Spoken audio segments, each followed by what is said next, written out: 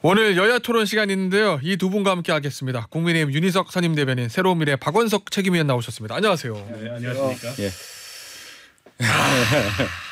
예, 이게 뭐 다 아시겠지만 두 당 다 공교롭게도 총선 결과가 그리 이렇게 좋지 못한 이 당을 두 분을 모시게 돼서 참 안타깝습니다. 예. 어떻습니까? 총선 이후 어떻게 지내셨어요? 일단 좀 쉬었죠. 네. 윤희석 대변인. 예. 네? 저야 뭐 똑같아요. 그래요? 네. 예. 아유, 분위기가 갑자기 너무 쳐졌어. 근데 일단 뭐 어쨌든 이제 국민의 의사가 총선을 통해서 확인된 거지 않습니까? 예. 그러니까 지난 그 2년 넘는 윤석열 정부 국정 운영에 대해서 아주 준엄한 뭐 심판 평가를 내린 거라고 보고, 그러니까 변화를 주문한 거죠. 예. 근데 여기서부터 이제 얼마나 어떻게 어떤 방향으로 변화할 것인가에 따라서 향후 또 여야 관계, 또 국정의 상황 이런 것들이 좀 달라지리라고 보는데요. 바라건대 윤석열 대통령이 총선 결과를 좀 무겁게 받아들였으면 좋겠다는 생각입니다. 윤석 대변인 솔직히 말씀해 보세요. 네. 그 정도 108석 나올 줄 알고 있었어요? 아니. 저는 예상했죠. 예, 주변에도 그렇게 얘기를 했고. 예. 그래서 그 여의도 연구원에서 올라온 데이터를 보지 않고 본인이 제가 판을 봤을 때 볼 그건 수가 어차피 없고. 당대표랑 사무총장만 보는 거니까. 그게 뭐 예측한다고 하는 게 그렇게 어려운 일이 아니에요. 지표가 되는 지역구가 몇 군데 있잖아요. 여기가 지면 몇 석이고 그런 게 있어요. 있죠. 서울만 봐도. 그것만 보면 대충 나옵니다. 지난번에도 그랬거든요. 예. 108석 예상했다. 거의. 그러니까 잘 되면 110 정도? 근데 잘못하면 정말 100이 안 되면 어떡하나. 이 정도 수준으로 개표 방송을 했죠. 그 윤희석 선임 대변인의 불길한 예상. 안 맞았으면 좋았을 것 같은 예상. 윤희석 대변인 입장에서. 그 예상이 그대로 맞은 가장 큰 이유는 뭐예요? 하나만. 정권 심판 프레임을 못 벗어난 거죠. 예. 백약이 무효라는 얘기가 나왔으니까요. 후보들 입에서. 그러면 지역구 선거는 안 되는 거예요. 그럼 그거 벗어나려면 대통령실을 더 잘했어야 됩니까? 당이 더 잘했어야 됩니까? 그는 이제 정부 여당은 한 몸이니까 어느 쪽이 잘했어야 되냐는 것보다는 그렇게 선거를 끌고 갈 수 있는 상황을 양쪽 다 못 만들었던 책임이 있는 거죠. 우리 모두의 책임이다 이런 말씀이시군요. 그거를 뭐 정부가 잘못했냐, 용사가 잘못했냐, 아니면 당이 잘못했냐 이렇게 말하는 순간 그거는 아니 그러니까 이제 저 얘기는 여당 구성원은 하기가 어려워요. 그렇죠. 좀 아까 이제 김경률 비대위원 나왔는데 비교적 김경률 비대위원은 좀 분명하게 얘기하는 편이에요. 거기에 대해서. 그다음에 이렇게 생각을 해보자고요. 역대 모든 총선이 여당에게 있어서 사실은 임기 중에 치러지면 대통령 그 국정 운영에 대한 중간 평가 성격의 선거입니다. 그렇죠. 때문에 여당은 대통령 얼굴로 치르는 선거일 수밖에 없고 결국 그 불안정한 국민의힘의 지도 체제가 들어서서 매우 제한적인 그 일밖에 할 수 없었는데 그조차도 경험이 없는 초보 비대위원장이 들어오다 보니까 지나치게 뾰족한 원톱이 돼서 뭐 전략 메시지 모든 것의 한계를 드러냈는데 근원적 잘못은 저는 대통령 국정 운영에 있는 거라고 봅니다. 그거를 좀 부정하기 시작하면 달라지지 않을 거예요. 그러니까 지금 국민의힘 내부도 약간은 좀 그 내부에 다른 두 개의 기류가 있을 법한데. 뭐 그렇겠죠. 하나는 이제 그 생활해온 친윤들이 있고 그다음에 수도권에서 살아온 비윤들이 있지 않습니까? 두 개의 기류는 확연히 다를 것 같은데요. 근데 여전히 뭐 대통령의 국정 운영에 대한 철저한 어떤 성찰과 전환이 없이 그냥 또 어떻게 3년을 보내겠다 이러면 여당으로서 굉장히 힘들 거예요. 알겠습니다. 자, 총선에 대한 평가는 이제 마무리하고 뭐죠. 앞으로 얘기를 좀 해보죠. 비서실장하고 개각. 왜냐하면 대통령이 사실은 메시지를 가장 잘할 수 있는 게 인사잖아요. 지금 뭐 여러 하마평이 있는 것 같은데 일단 비서실장부터 이제 교체하고 그다음에 국무총리 가겠죠. 비서실장 원래 원희룡 전 국토부 장관이 유력하다. 빠르면 어제 이제 발표가 날 수도 있었다. 그런데 지금 수면 아래로 좀 내려간 것 같습니다. 지금은 상황 어떻게 됩니까? 인사라는 건 뭐 발표되기 전까지는 아무도 모르는 거잖아요. 원희룡 전 장관 얘기가 계속 유력하게 나온 건 사실이죠. 맞아요. 근데 이게 좀 늦춰진다는 걸로 봐서는 그 인사 발표 특히 요번에 총선 이렇게 지고 난 다음에 인사 발표의 첫 대상자니까 조금 더 신중하게 가겠다는 의사 표시로 받아들일 수밖에 없는 거고 그래서 뭐 누군 되고 누군 안 되고 이런 차원의 얘기를 할 수 없는 상황이다. 알겠습니다. 박원석 책임위원은 어떻게 보세요? 일단 특정인을 가능성을 떠나서 그동안에 약간 실무형 비서실장을 선호해 왔잖아요. 관료 출신이에요. 예, 김대기 실장도 그렇고 이관섭 실장도 그렇고 이번 총선 성적표를 받아들고 그보다는 조금 이제 정무적인 역량이 있는 비서실장이 필요하다. 방향은 대체로 이런 것 같아요. 근데 이제 정무적인 역량에 있어서 핵심이 뭐냐 지금 비서실장이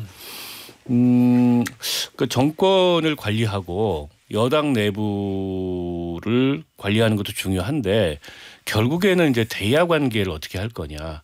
그리고 국정에 있어서 대통령한테 조금 직언을 할 수 있느냐. 근데 이런 정무형 참모가 필요한 시점이 아닌가 싶어요. 야, 두 개 다 어려운. 그런 면에서 봤을 때 원희룡 장관이 과연 적임자일까? 저는 그런 뭐 의문이 좀 들더라고요. 자, 그 얘기는 원희룡 전 장관 같은 경우 대여 관계도 안 좋을 수도 있고 그다음에 대통령에게 직언 못할 거다. 아니, 일단 이분이 뭐 포기는 안 했기 때문에 잠재적 대선 주자고 그에 대한 야당의 경계심도 있고 또 국토교통부 장관하면서 야당과의 관계가 원만하지 않았고 양평 땅 의혹 논란에 있어서 선두에 서가지고 그걸 방어하면서 대야 관계 날이 굉장히 서 있어요. 근데 그런데다가 당 내부로 봤을 때는 일종의 이제 뭐 친윤 역할을 계속 해왔던 분이기 때문에 딴소리 할 수 있겠냐, 직언할 수 있겠냐. 근데 그런 염려도 있을 거예요. 그래서 뭐 국민의힘 내부에서도 이 하마평이 나오면서 썩 그렇게 적임자다라는 반응이 별로 안 보이는 것 같아요. 아마 그래서 대통령도 좀 유보적인 게 아닐까 싶습니다. 그 앞서 말씀하신 두 가지 조건들 대야 관계 그다음에 대통령의 직언 요 정무형. 그러니까 정무형이라는 거는 지금 국민의힘 내에서도 그렇게 가야 된다고 보는 것 같긴 한데 대야 관계하고 대통령에게 대한 대내 관계 이걸 다 만족시킬 수 있는 후보 누가 있어요? 그런 누가 있느냐고요? 특정인은 거론 못 하실까? 글쎄 제가 특정인을 거론할 수는 없고 지금 원희룡 전 장관 말씀을 하실 때 보면 두 가지 이제 조건 대야 관계하고 직언 여부를 얘기하는데 그런 식으로 이렇게 보면은 그럴 사람이 없겠죠. 저희 당에서 그렇게만 그렇게 따지기 시작하면. 근데 저는 역으로 생각을 해요. 원희룡 전 장관 같은 경우에 당내에서 그래도 국회를 가장 잘하시는 분 중에 하나다. 그리고 이번에 이재명 대표랑 개항해서 대결했기 때문에 저는 그러면서 미운 적 엄청 쌓였을 것 같거든요. 그런 차원에서 통할 수 있는 것도 있을 걸로 저는 보이고 오히려 그래서 의외의 수가 될 수도 있어. 저는 괜찮게 봤어요. 저는 개인적으로 괜찮게 봤는데 그걸 야당에서 받아들일 때 야, 어떻게 원희룡을 하느냐 이렇게 나오는 걸 보고 아 똑같구나. 21대 국회랑 똑같겠구나 하는 생각이 들었어요. 저는 오히려 대통령과의 굉장히 깊은 신뢰관계를 전제로 지금 이제 풀어야 될 난제들이 굉장히 많아요. 여기에 거대 야당을 상대를 해야 되고 또 대통령 국정운영에 대한 국민적 신뢰도 떨어져 있고 그러면 그런 걸 헤쳐나갈 수 있는 정무적 능력까지 고려를 했을 때 거론되는 후보들 중에 차라리 장제원 의원이 낫다. 저는 그렇게 봐요. 오히려 왜냐하면 대통령과의 신뢰관계가 깊다는 거는 뭐 의심의 여지가 없는 거고 또 장제원 의원이 과거에 국회에서 활동할 때 그 여야 관계나 이런 데 있어서 보였던 어떤 스타일이나 이런 걸 봤을 때 의외로 말이 통할 수도 있다라고 보고 그리고 대통령 입장에서도 내밀하게 직언을 할 수 있지만 또 대통령의 뜻을 잘 읽을 수 있는 이런 사람이 필요한 거잖아요. 근데 원희룡 장관이 일단 대선 주자예요. 대선 주자가 비서실장으로 가면 그게 이상하거든요. 그 대통령과의 관계에 있어서도 그렇고 당내에서 포지션도 그렇고. 그 대통령도 부담, 당도 아니 부담 서로 그럴 수가 있어요. 그리고 이게 지속 오래갈 체제가 못 될 수도 있어요. 그런 면에서 봤을 때 저는 오히려 차라리 지금 거론되는 후보들 중에서 보면 장제원 의원이 제일 적임이 아닌가 이런 생각이 들더라고요. 그래요. 알겠습니다. 총리 얘기 좀 해보죠. 총리는 사실은 근데 비서실장보다 더 어렵잖아요. 왜냐하면 야당이 동의를 해줘야 되는데 초대 총리야 사실 함덕수 총리야 뭐 반대했더라도 현 정부 초대 총리니까 동의를 해줬겠지만 지금은 총선을 야당이 압승한 상황이라서 녹록지 않을 것 같은데요. 그래서 뭐 오죽하면 김부겸 전 의원 얘기까지 나왔겠어요.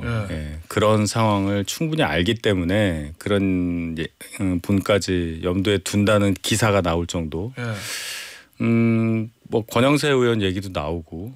근데 일단 야당은 반대라고 얘기는 했어요. 야당은 아마 다 반대일 거예요 지금 얘기하면은. 그래요? 그래서 이 총리 교체가 진짜 가능할까라는 지금 뭐 과거처럼 총리 설이 이런 체제가 불가능한 상황이 돼버렸잖아요. 그럼 그 얘기 여차하면 한덕수 총리를 계속 갈 수도 있다? 여차가 아니라 안 되는데 어떻게 해요? 현실상? 그 정호원 총리도 박근혜 정부 때 계속 뒤에 후임 총리들이 이게 무산되는 바람에 임명 무산되는 바람에 거의 1년 가까이 그냥 계속 시동 끄고 갔잖아요. 그러니까 이게 이제 이 정부의 불행이라는 거예요. 알겠습니다. 어떻게 막 가야 됩니까, 총리? 아니, 왜냐면 이거는 야당에서 추천해달라. 이건 이제 야당 내에서 안 받았어요 지금. 그거야 안 받겠죠. 그리고 뭐 김부겸 총리 거론하고 이런 거는 아마 뭐 사실과 전혀 동떨어져 있을 텐데 김부겸 총리한테는 약간 모욕적인 얘기고. 이거 무조건 선택지가 없어요. 그러니까 국회에서 인준을 받을 수 있는 총리 후보자를 내야 됩니다. 저는 정치인 총리를 내겠다는 건 뭐 바람직한 방향인 것 같은데 권영세 그 의원에 대해서는 뭐 용산 참사 문제도 있고 이태원 참사 문제도 있고 거부감이 좀 있는 것 같고 주호영 의원에 대해서는 그런 거부감은 없는 것 같아요. 야당의 거부감은 덜하다 상대적으로. 네. 그리고 이제 주호영 의원이 워낙에 좀 원만한 여야를 넘어서 그런 이제 의회 내 관계에 서 있었기 때문에 다만 이게 이제 정권 내부에 어떤 역학이나 이런 거에 있어서 어떨지 대통령과의 관계에 있어서 어떨지 정권 내 역학. 야당의 눈으로 보면 주호영 의원 같은 분이 총리가 된다면 크게 야당이 트집을 잡거나 반대하거나 청문회에서 뭐 태클을 걸거나 그러지 않을 것 같다. 오히려 협치의 가능성이나 이런 거를 좀 보여준다는 측면에서 좋을 것 같다 이런 생각인데 중요한 건 대통령 생각이죠.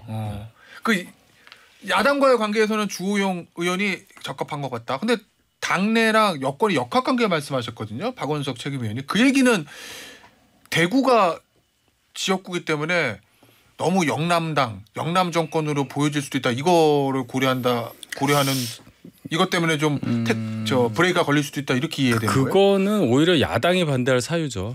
야당이 반대할 그 사유는 사실은. 근데 그럼에도 불구하고 야당에서 정말 주호영 의원에 대해서 거부감이 적다면 주호영 의원에 대해서도 충분히 고려할 수 있는 거죠. 네. 알겠습니다. 다른 얘기 좀 해보죠. 최상병 특검법이요. 지금 앞서 김경률 전 비대위원도 이 최상병 특검법이라든지 이 부분을 대통령이 받느냐 안 받느냐 요걸 보고 대통령이 변화했다라는 거를 느낄 수 있는 징표 중에 하나다. 뭐 이렇게 얘기하고 갔거든요. 국민의힘 내에서도 김재섭 당선인 같은 경우에 이거 받아야 된다라는 얘기를 하는 것 같고 어떻게 보십니까? 이거 야당은 이거부터 처리하겠다고 얘기하고 있어요. 그러니까 22대 국회가 이제 곧 시작이 될 텐데 그 구성원들 새롭게 바뀔 그 원 구성 하에서의 국민의힘 당선인들은 21대 국회 때랑 생각이 많이 다를 수가 있겠죠. 그것을 또 요구할 수 있는 인적 구성이 좀 돼 있어요. 보니까 당선인들 이렇게 면면을 보면은 그거는 전적으로 일단 용산에서 어떻게 받아들일 거냐. 그 내용이 어떻게 되느냐 일단 그 특검법의 내용이 어느 정도까지 받아들일 수 있는 그 수인 한도를 지키느냐. 뭐 그 정도가 가장 우선시되는 얘기지. 그냥 최상병 특검을 무조건 받아라. 이럴 수는 없는 거잖아요. 용산도 입장이 있고. 그래서 이거는 좀 두고 봐야 되겠습니다. 야당에서 어느 정도까지를 얘기하는지 지금 뭐 하는 얘기 보면 재판도 중단해야 된다는 말까지 하고 뭐 그런 식의 정치 공세 하면은 이건 또 21대랑 똑같은 거예요. 국회가 국회 상황과 용산의 관계는. 그래서 그거는 잘 봐야 되겠다. 알겠습니다. 박원석 책임위원께는 당위의 측면이 아니라 사실적인 현실의 문제를 좀 질문을 드릴게요. 야당은 무조건 최상병 특검법 추진할 것 같습니다. 그러면 국민의힘은 어떻게 나올 것 같습니까? 그리고 만약에 그게 통과되면 대통령은 거부권을 행사할 거로 보세요? 아니면 행사 못할 거로 보세요? 일단 통과는 되는 거죠. 지금도 뭐 야당이 다수기 때문에 5월 2일 날 본회의 회부될 것 같은데 국민의힘 내부에서는 글쎄요 일부 그 찬성 의견이 나오는데 안철수 의원이라든지 근데 당선인들 중에 그런 얘기 나오는 말씀하시는 분들이 많은데 그분들은 이번에는 표결에 참여 안 해요. 그렇다 보니까는 아마 국민의힘에서는 투표 참여를 안 하거나 이럴 가능성이 좀 높다고 보고 당연히 대통령 거부권 행사할 걸로 보고요. 아 당연히 거부권 행사할 거다. 네, 그럴 걸로 보입니다. 지금 현재까지의 기류로 봤을 때. 그리고 일단 넘기겠다 공을 22대 국회로 이렇게 나오지 않을까 싶은데 설사 22대 국회로 공을 넘겨도 이게 주는 이제 정치적 그 시사점은 있는 거거든요. 그러니까 대통령은 변할 생각이 없다. 예. 똑같다. 예. 결국에는 이제 그 개헌저지선 거부권 지키는 선에서 계속 그런 그 위태로운 국정 운영을 하겠구나. 예. 라는 걸 시사하는 그런 정치적 의미가 될 수 있어서 예. 그 총선 이후의 민심에도 수긍하지 않는다. 이런 그 이미지를 줄 가능성이 높다고 보고요. 네. 그 당위로 얘기하면은 전 받아야 된다고 생각해요. 위험하더라도 다소. 아하. 이게 이제 대통령의 수사 개입 여부가 핵심이잖아요. 네. 그 문제에 대한 수사가 이루어지는 한이 있더라도 예.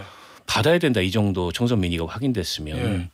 근데 그걸 받지 않으면은 그야말로 22대 국회에서도 여야 관계가 비슷한 건데 그걸 야당 책임이다 이렇게 얘기하기가 어려워요.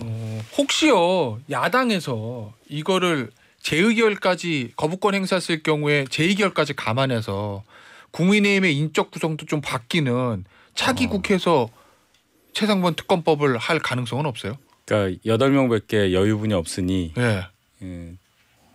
그 얘기죠. 예. 일단 뭐 안철수 의원 같은 경우는 찬성할 수도 있다 이런 입장인 거니까. 뭐 김재섭 당선인도 좀 긍정적으로 보는 것 같고. 그 굉장히 불행한 얘기입니다. 예. 그 지금 박원석 의원 말씀 중에 제가 좀 동의할 수 없는 부분은 예. 최상병 특검 관련 부분에 있어서 민의가 확인이 됐다. 이번 총선 결과로 예. 어디에도 그런 증거는 없어요. 의석수가 많아졌다고 해서 야당이 주장하는 것 모두에 대해서 국민들이 동의한다는 걸로 등치시킬 수 있느냐 여부에 대해서 생각해 봐야 됩니다. 그래서 제가 그 법안의 내용을 보고 얘기하자 이런 말씀을 드린 거고 예. 기본적으로는 아무리 의석수가 많아도 여야 합의에 의해서 법안도 통과하고 특검법도 통과하는 겁니다. 그거 없이 지금 숫자로 밀어붙이겠다고 부탁대고 얘기하는 게 야당의 입장이고 예. 지금 말씀하신 진행자 말씀하신 것처럼 국민의힘의 일부 의원과 같이 해서 뭔가를 통과시킨다 하는 거는 정말 헌정에서 없어야 되는 불행한 사태 하나예요. 예, 그렇게 안 되길 바랄 뿐이에요. 저는. 알겠습니다. 다른 얘기 좀 해보죠. 다른 얘기 좀 하고 그 다음에 또 나머지 얘기는 2부에서 좀 나눠보도록 하겠습니다. 지금 당 수습은 어떻게 돼가고 있어요? 비대위로 갈 거냐, 조기 전당대회로 갈 거냐 얘기가 많은 것 같던데 뭐 단일 지도 체제냐, 집단 지도 체제냐부터. 예, 여러 얘기가 있죠. 예. 저 개인적으로는 예. 전당대회라는 것이 어느 정도 축제 성격이 있기 때문에 이 정도 상황에서 전당대회를 할 수 있는 상황이 되느냐, 예, 그 생각을 해봅니다. 그리고 여타의 그 총선 패배 직후에 있었던 지도체제는 다 비대위였기 때문에 예.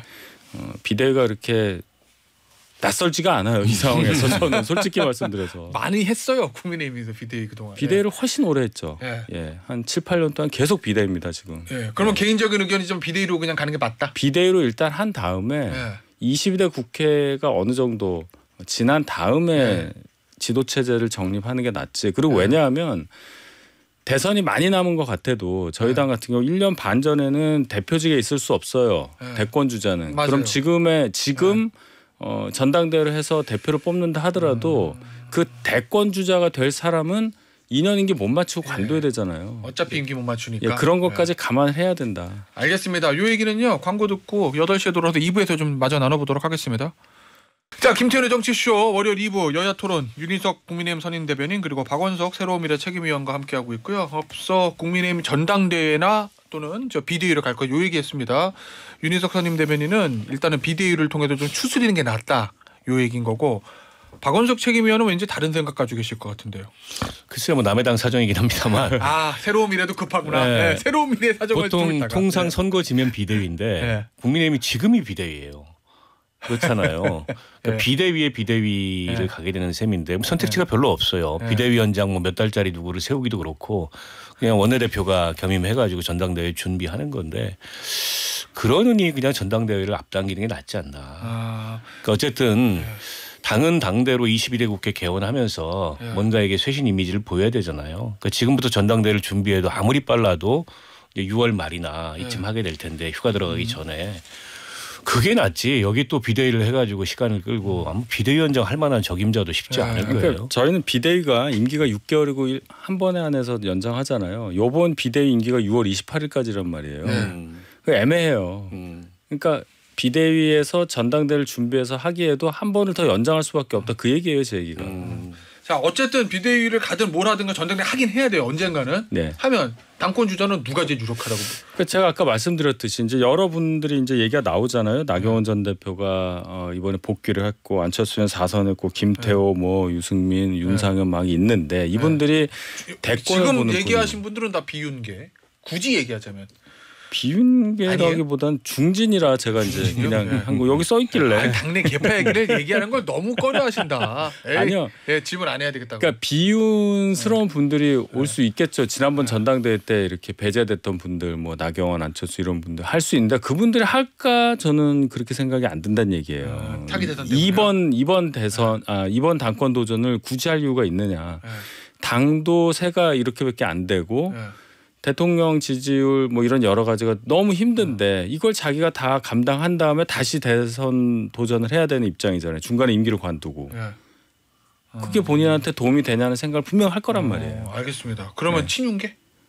그래서 제가 비대위 얘기를 하는 거예요. 그래서 전당대회가 언젠간 해야 되잖아요. 전당대회. 계속 비대위로 갈 수는 없잖아요. 저는 지난번에도 작년 3월 전당대회도 필요가 없다고 생각했었어요. 계속 간다 비대위로? 아니 그게 무슨 상관입니까? 그래요? 억지로 전당대회에서 파열음 나는 것보다 낫다고 생각했던 사람이에요. 알겠습니다. 박원석 책임위원. 일각에서는 그런 얘기들 있던데 젊은 당대표로 가야 된다. 김재섭 당선인 얘기도 있고요. 그건 어떻게 보세요? 뭐 그런 얘기 나오는 거 저도 기사는 봤는데 그 김재섭, 김용태 이 당선인들 같은 경우에 사실 소중한 씨앗이잖아요. 국민의힘 입장에서. 근데 이분들을 갑자기 무슨 뭐 전당대회 당권 주자로 차출하면 그분들 입장에서도 별로 좋지 않은 일이죠. 오히려 빨리 소모될 수도 있다. 아니 그럼요. 더군다나 지금 이게 당이 지금 뭐 좋은 상황이면 모르겠는데 엄청난 위기 상황에서 준비 안 된 등판을 해서 일찍 소모될 위험성도 있다고 보고 아마 뭐 그런 카드가 채택되지는 않을 것 같아요. 결국에는 수도권의 비윤 중진이냐 아니면 영남 강원권의 친윤 중진이냐 이 구도일 것 같은데 근데 수도권 비윤 중진들 중에 누가 이제 선뜻 나서려고 할까? 아까 그 문제는 있거든요. 이게 당대표 임기 중에 뭐 대선 주자는 내려놔야 되는 그러면 다음 지방선거 공천을 못할 수도 있어요. 그렇잖아요. 시기적으로 그 실익이 있느냐 이제 이런 그 검토를 할 것 같아요. 그럼에도 불구하고 지금 이 상황에서 상황을 바꾸려면 해야 된다. 이런 분들이 나설 수도 있어요. 안철수 의원도 있을 수 있고 나경원 의원도 있고 또 뭐 원외에 있지만은 지난번에 나갈래다가 접었던 유승민 뭐 의원도 있고 근데 그런 분들이냐 아니면은 살아온 친윤들 중에 이를테면 권성동, 이철규 뭐 이런 분들이냐 이거일 것 같은데 후자라면 뭐 크게 기대할 거 없는 거 아니겠어요? 알겠습니다. 자 마지막 질문 될 것 같은데 새로운 미래 또 활로를 찾으셔야 될 건데 딱 이제 드는 생각 중에 하나가 조국 혁신단하고 연합해서 교섭단체 같이 꾸릴 의향도 있으십니까? 그런 제안이 아직 된 적은 없고요.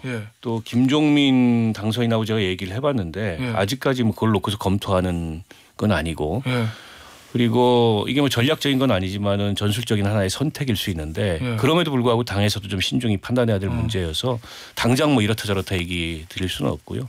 상황을 좀 지켜봐야 될 것 같고 일단 새로운 미래는 그 문제 이전에 사실은 이게 뭐 그 참패를 한 상황이기 때문에 어떻게 여기서 일어설 건가 그걸 더 깊이 고민해야 된다고 봅니다. 알겠습니다. 오늘 여야 토론은 여기서 마무리하도록 할게요. 국민의힘 윤희석 선임 대변인 새로운 미래 박원석 책임위원이었습니다. 감사합니다. 고맙습니다. 감사합니다.